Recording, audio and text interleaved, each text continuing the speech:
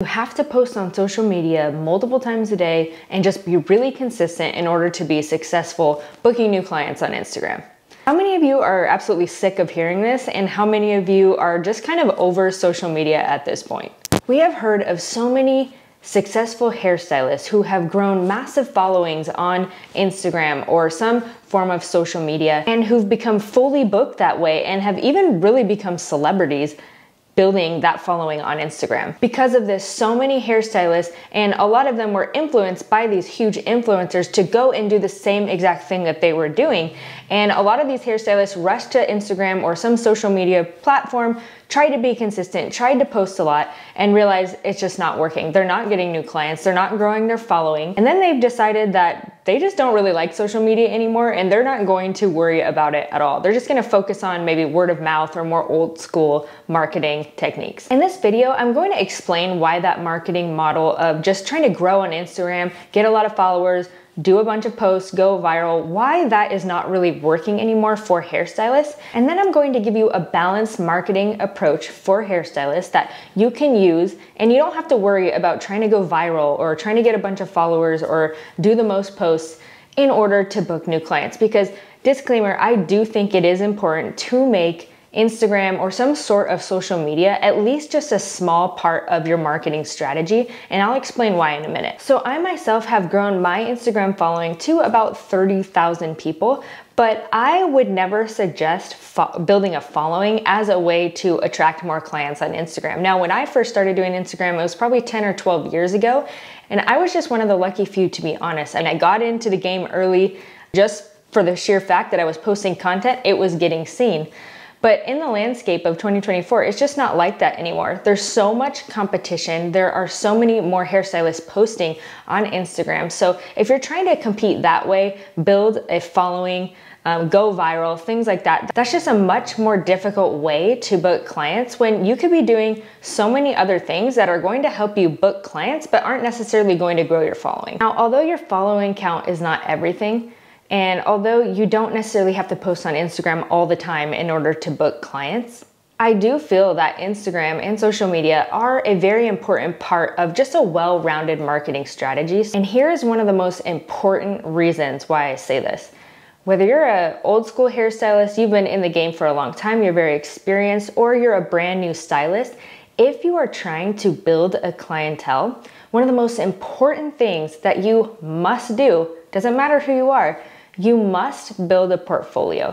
Now, a portfolio could simply mean just doing your clients and they just become your live portfolio that other people are seeing, and that's how people are finding you and booking with you.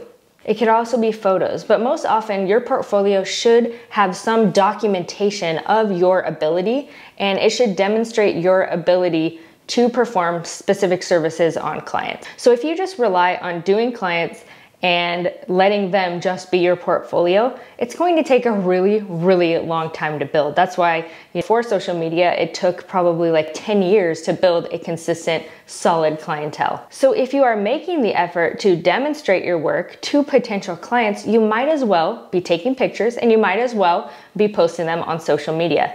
I know what you're thinking, and you're probably saying, Lauren, I know that word of mouth is the best form of marketing. It's the most effective, and it's worked for me and it's worked for so many people, and that is absolutely true. I think that word of mouth is actually the most powerful form of marketing, and it's the most authentic. But what a lot of people don't understand is that social media is where word of mouth is happening a lot of the time. So I would love for you to think of social media as a supplement. It's not your end game, but it's your supplement to something that's already working, which is word of mouth. It's your way to kind of speed up that process of word of mouth marketing. So I'll admit that most of the advice around using social media as a hairstylist can be extremely exhausting. And a lot of it centers around aesthetic. Posting stock photos, chasing real trends like dancing around or pointing at things, creating graphics, or posting inspirational quotes. And I completely understand why somebody hearing all of those strategies thinking, there's no way I'm ever going to be able to keep up with this. It is exhausting. But I just want to stress that you really do not have to spend all of your time on social media in order to be successful with it.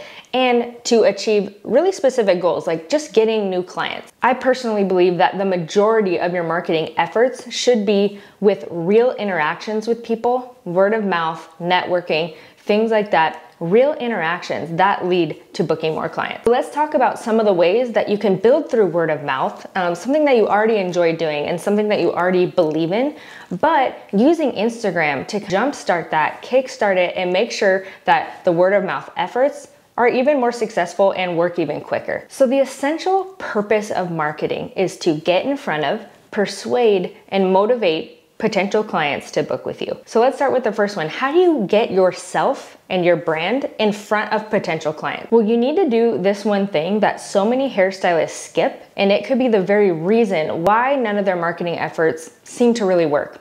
And that's client research. You want to know what they like, what they're talking about, what details are important to them, what questions they have. You want to be able to research these things before you come up with your marketing strategy in order to speak to your audience or your potential clients. Social media is fantastic for this. You can do this client research. I would actually recommend doing this on TikTok or Instagram. You try to use more of the modern social media platforms to do this client research. This is where the conversations are happening. This is where you're gonna find all that information that I just described before.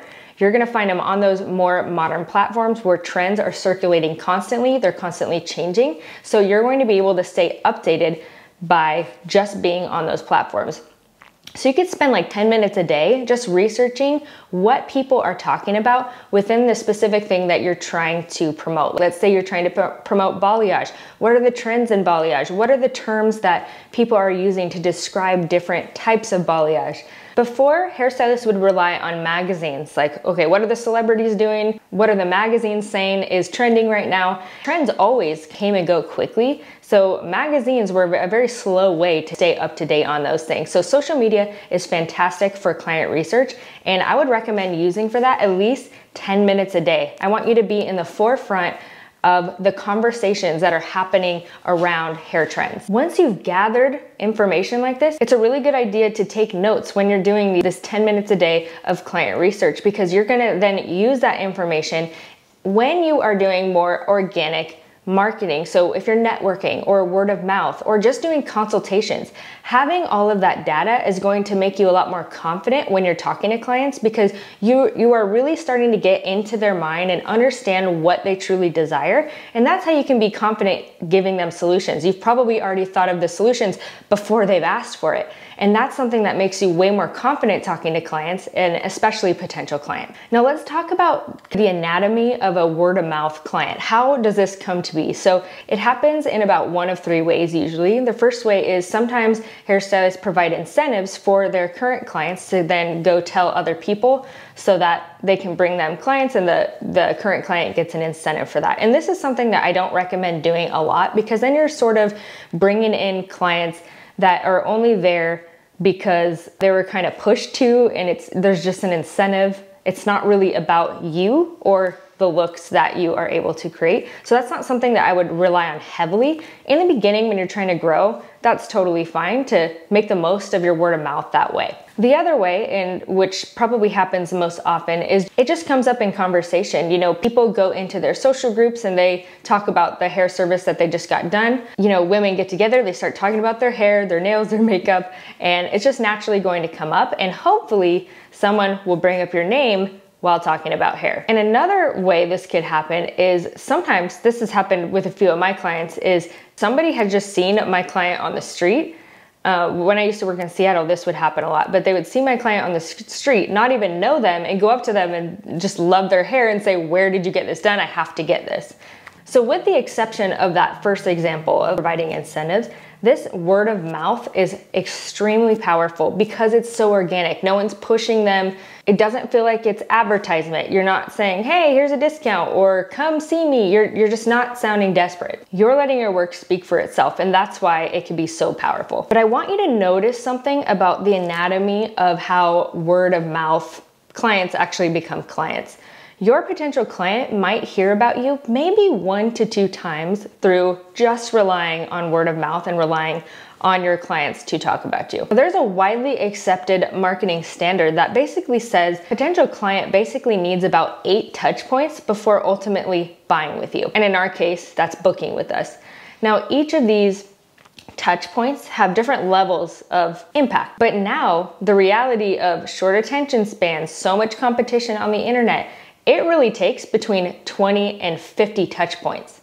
So I just said before, when you're just relying on word of mouth, you may get 1 to 2 touch points with that one potential client a week. And if they're only getting 1 to 2 touch points, the likelihood of them staying motivated, staying excited, going out and trying to find you in order to book with you, the likelihood of that happening goes way down after maybe the first week of seeing somebody else's hair or talking with a friend who just got their hair done. The motivation and excitement of that goes down very quickly. Often it just kind of dies right after the conversation. And this is why it used to take 10 years to build a clientele. So the bottom line is you need more touch points with your potential clients. And this is where social media can really shine. So you don't have to use social media to try to make your clients find you. You can use social media to provide all of those touch points that you need for them to stay motivated to book with you, to stay educated about maybe the booking process with you or the process of you doing services for them, to inspire them. Every single post that you do on social media is just another touch point for them. So imagine if a client hears about you and the friend gives a potential client your Instagram. Usually while they're still motivated, they'll go and start researching you. Because just hearing about you one time, it's a big deal to get your hair done, and especially to go to someone new. So just hearing about it one time is not gonna work. They're gonna need many different touch points, as we talked about before. So they go to your Instagram, they start following you. Every day they see a new post. Maybe one post is educating them on how to keep their blonde from fading. Maybe another post is showing something that you do differently than other hairstylists when it comes to maintenance or something like that. Then another post and another post and another post. All of these things accumulate to kind of push the client over the edge to want to reach out and book with you. Think about when you're researching a product. You don't just hear about it one time and think, I'm gonna go buy it.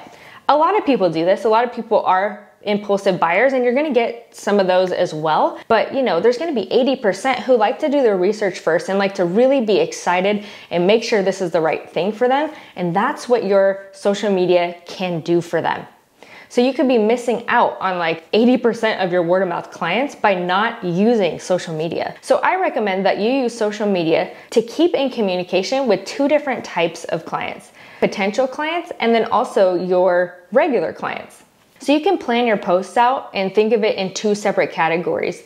Half of the time you're gonna be posting to your regular clients, half of the time you're gonna be posting to persuade new clients. So in your posts where you're talking to regular clients, basically your goal is to get them to rebook with you, right? Because they've already seen you before and you wanna keep yourself top of mind. And so you're gonna do posts that are going to cater to them half the time. And you could do things like, how often should you get a retouch for this specific service? Answer questions that they often have after their appointments. Things like that. Those are going to really cater to your regular clients. Keep yourself top of mind and keep them interested in you, because just because somebody sees you once doesn't mean they're going to come back, right? So you want to make sure that they stay interested in you. You're always kind of inspiring them with new ideas. You don't want to keep things business as usual. So you can make your Instagram a platform for inspiration for your regular clients. Now, for your potential clients, they're going to have a lot of questions. So I would create, half of your posts to basically answering lots of questions, educating them, and further motivating them to want to book that first appointment. So you can do things like sharing things about your unique philosophies as a hairstylist. What are some things that you believe that makes you a little bit different from the norm? Share those things to your potential clients. Also, you can share things like what your studio looks like. Give them a taste of what the environment is like to come to your studio or to your salon. Do a few videos that kind of showcase your personality, but really importantly for new potential clients, they want to know that you are competent and that you know what you're doing and you are confident in what you're doing and that you are passionate about it and that you actually really enjoy it. Those are the things that new clients really want to see. So it could be as simple as doing reels where you are just having a good time with your client and the potential client is the fly on the wall watching this interaction take place. It makes them excited, like, well, what if I'm in the chair? Like, what would that feel like for me? This, in my opinion, is much less exhausting than trying to go viral, trying to just do consistent posts just for the sake of posting consistently. This is about actually communicating with and connecting with your potential clients and your current clients. And if we're hairstylists who are really passionate about what we do, about helping people, this should be something that we are excited to do on a regular basis because it's about helping people. Social media, of course, is not the end game. It's not everything. It's just one part of a well-rounded marketing plan. And the way I've laid it out here is basically helping you use it as a supplement to what's already working. No social media strategy is just going to get you clients. You have to be good at marketing in order to get clients. And social media doesn't make you good at marketing, it's just an outlet. But it can really, really enhance the speed to which things actually work and different marketing strategies actually work. But one thing that you also really need to do is make sure that you are actually discoverable to new potential clients. So click this video right here to watch next because I'm going to explain exactly how clients are finding their hairstylist in 2024 and how to make sure that you get discovered even if there's a lot of competition in your area. My name's Lauren. Thank you so much for watching and I'll see you over there.